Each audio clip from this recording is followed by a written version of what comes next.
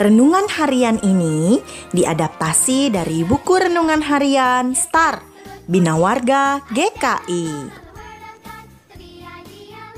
Shalom adik-adik, jumpa lagi di Renungan Lilin Kecil. Firman Tuhan yang mendasari perenungan hari ini diambil dari Yohanes 9 ayat 32 sampai 33. Dari dahulu sampai sekarang, tidak pernah terdengar bahwa ada orang yang memelekkan mata orang yang lahir buta. Jikalau orang itu tidak datang dari Allah, ia tidak dapat berbuat apa-apa. Adik-adik, sebelum kita merenungkan firman Tuhan, yuk kita berdoa. Bapa di surga, terima kasih Engkau bangunkan kami hari ini dan memberikan firman-Mu. Tolong kami untuk mengerti firman-Mu dan melakukan dalam hidup kami. Dalam nama Tuhan Yesus, amin. Tema renungan lilin kecil hari ini, orang buta sejak lahir. Adik-adik, pernahkah melihat orang buta? Ya, betul. Orang buta atau tidak bisa melihat tentu mempunyai banyak keterbatasan. Coba adik-adik tutup mata. Bagaimana adik-adik? Apakah bisa ambil makanan ke meja makan? Atau adik-adik bisa jalan ke kamarnya? Tentu tidak bebas melakukan kegiatan ya. Atau adik-adik pernah melihat orang buta yang meminta-minta mengharapkan belas kasihan orang? Nah, bagaimana jika Tuhan mengizinkan seseorang mengalami buta sejak lahir seperti cerita dalam Injil Yohanes 9 ayat 1-11 ini? Waktu Yesus sedang lewat, ia melihat seorang yang buta sejak lahirnya. Murid-muridnya bertanya kepadanya, "Rabi, siapakah yang berbuat dosa, orang ini sendiri atau orang tuanya, sehingga ia dilahirkan buta?" Jawab Yesus, "Bukan dia dan bukan juga orang tuanya, tetapi karena pekerjaan-pekerjaan Allah harus dinyatakan di dalam dia." Setelah ia mengatakan semuanya itu, ia meludah ke tanah dan mengaduk ludahnya itu dengan tanah, lalu mengoleskannya pada mata orang buta tadi dan berkata kepadanya, "Pergilah, basuhlah dirimu dalam kolam Siloam." Siloam artinya yang diutus. Maka pergilah orang itu, ia membasuh dirinya, lalu kembali dengan matanya sudah melek.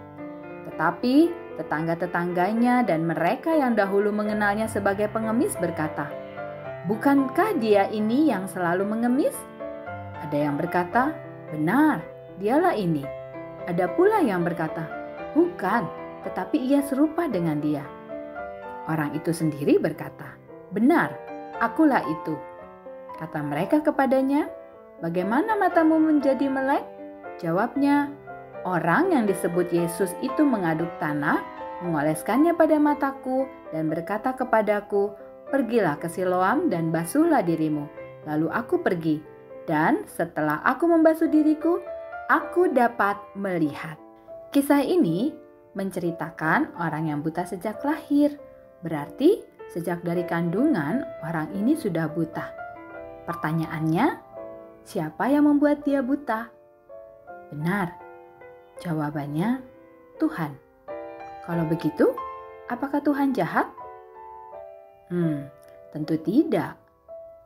Luar biasa ya Tuhan Yesus. Tuhan punya tujuan menciptakan manusia. Termasuk adik-adik juga. Tuhan ciptakan untuk suatu tujuan, yaitu supaya Tuhan dimuliakan.